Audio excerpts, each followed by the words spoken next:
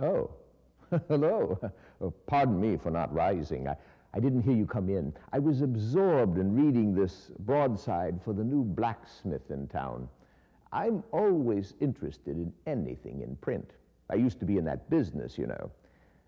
Say, since it's time for our lesson on awareness for churches, you might be interested in this. Another blacksmith is opening a shop in town, and he wants to attract new customers. So he had a broadside printed to let people know that his shop exists and is operating, where the shop is located, and why they should come to him instead of existing shops. Now, think about your church. People don't automatically know who you are and where you are and what you are doing. Sometimes you have to go to a little extra effort to make yourself known. And now it's easy to get caught up in the technology of communication. For me, technology means typefaces and ink. For you, technology might be a computer, a fancy camera, or a satellite up higher than my kite even flew. But technology is a big waste of money if you fail to do one thing: make people aware of the organization or idea you represent. Awareness. That's what it's all about. In the 1980s, the General Conference, while studying the growing secularism of the world's cities, sent a video crew to New York City to find out how much the average person knew about the Seventh-day Adventist Church and his attitude toward religion in general and traditional methods of evangelism. They interviewed people at random, asking them a variety of questions, including these. On a scale of 1 to 10, what is your interest in religion? I would say about 2. 5. 9. I'm not in it like I usually be, but my mother keep me posted. She makes sure, you know. I believe in it, but I'm not really into it now. I believe in it, believe in God, but I don't get into these religions where you gotta wear certain clothes, you gotta do this and do that. So on a scale of 1 to 10, what do you think? About 6. About 5. 4. 2. On a scale of 1 to 10, what's your interest in religion? 10. I'm 10. 1 to 10. What's my interest? Let me say this. The question you raise is kind of difficult to answer for this reason. It is eroded through the years. I am in a good religion. I'm in a strong religion. I believe in it. That's me, period. On a scale of 1 to 10? 1 to 10, I'd say I'm about a 2.5. 2. About a 9. 8. 6, 7. 2. 9.5. On a scale of 1 to 10, what's your interest in religion? I'd say about 3. 9. I would say at least 7. I'm very interested in religion, but not religion as an organization, as a big business organization. On a scale of 1 to 10, what's your interest in spiritual matters? I'm on a scale from 1 to 10, I would say 10.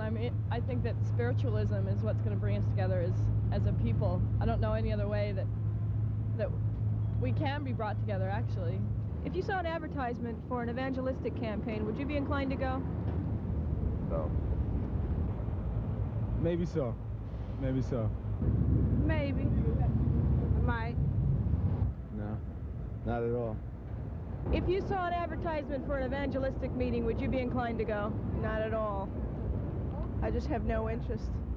My family background just supplied no information on religion. I had no religious instruction, and therefore no inclination. If you saw an advertisement for an evangelistic meeting, would you be inclined to go? No, not at all. No, I wouldn't. I might. No. I don't think so. If you saw an advertisement for an evangelistic meeting, would you be inclined to go? Of course not.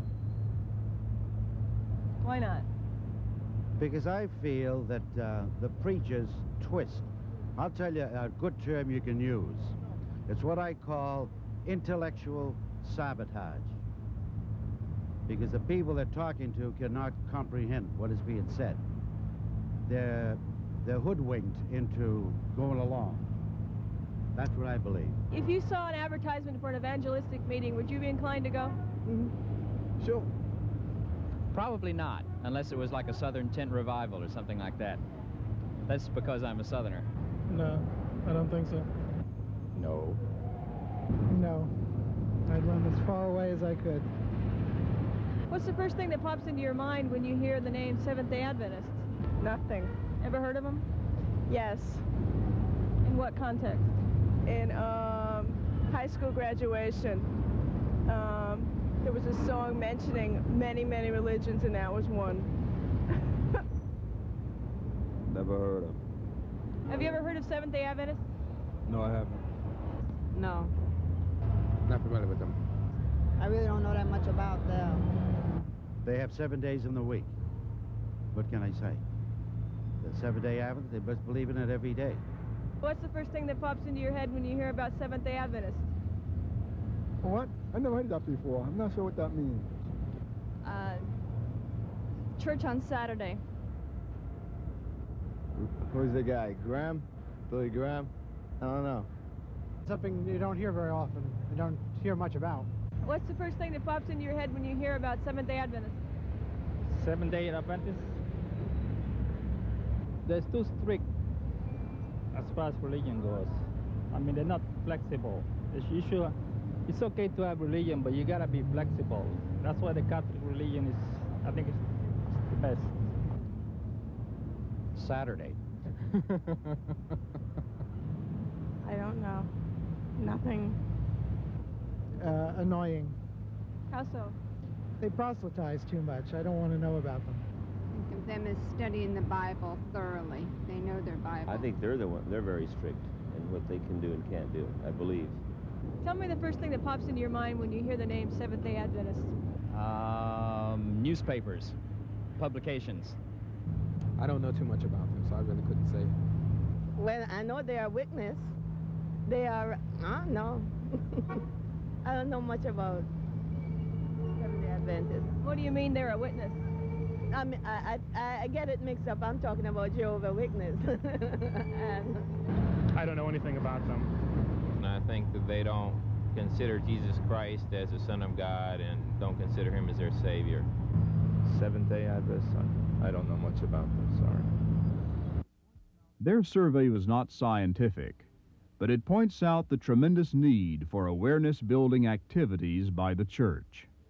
There are many tools to use and skills to learn in this business of making people aware, but increasing awareness is the goal.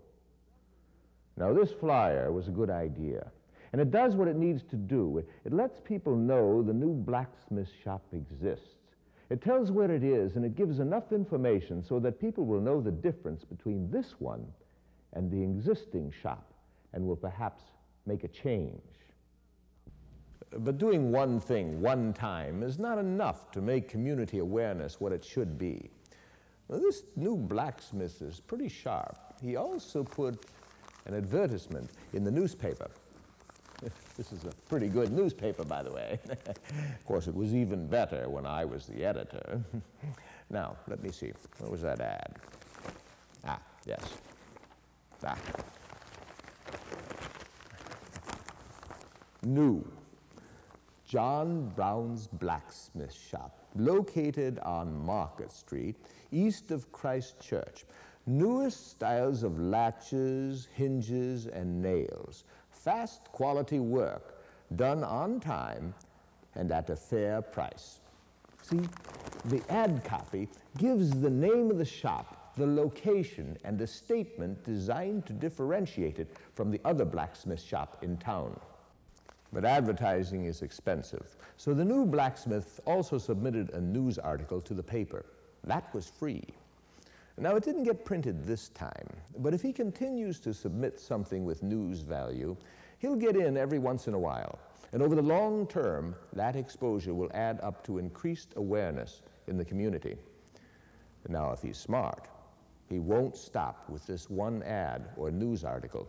He will continue to advertise and keep his shop before the people so they won't forget he's there.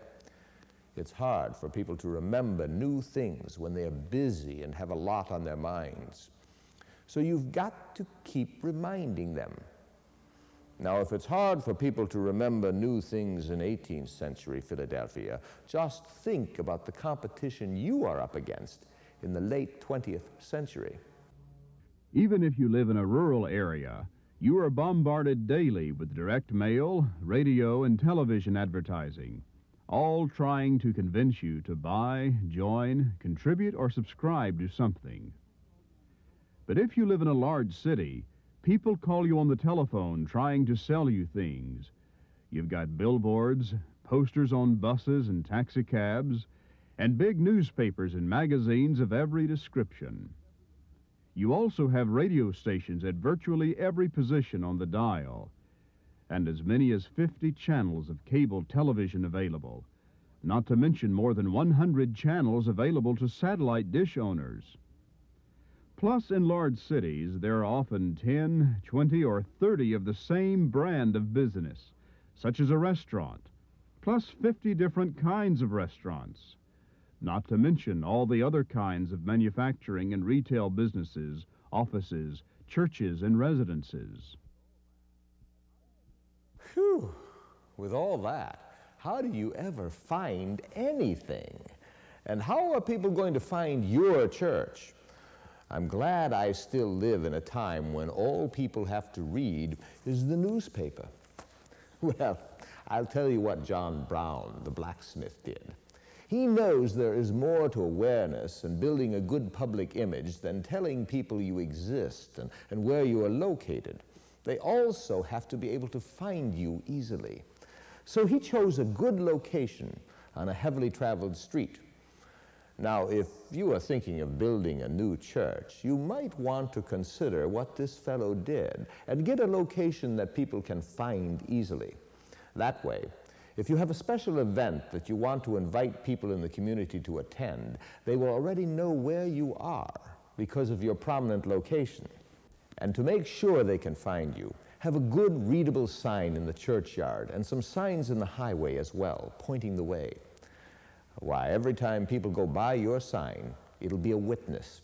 And that's the secret of awareness, repetition. That's why the Seventh-day Adventist Church produces these highway signs, to provide a daily silent witness to people who drive in your neighborhood. If you don't have highway signs, your conference communication director can tell you how to get them. Another handy awareness tool is the brochure, a quick look at the Seventh-day Adventists. This colorful pamphlet, which is produced by the General Conference, highlights beliefs, accomplishments, and services of the Seventh-day Adventist Church. You'll think of many uses for it. Order a quick look from your conference communication director.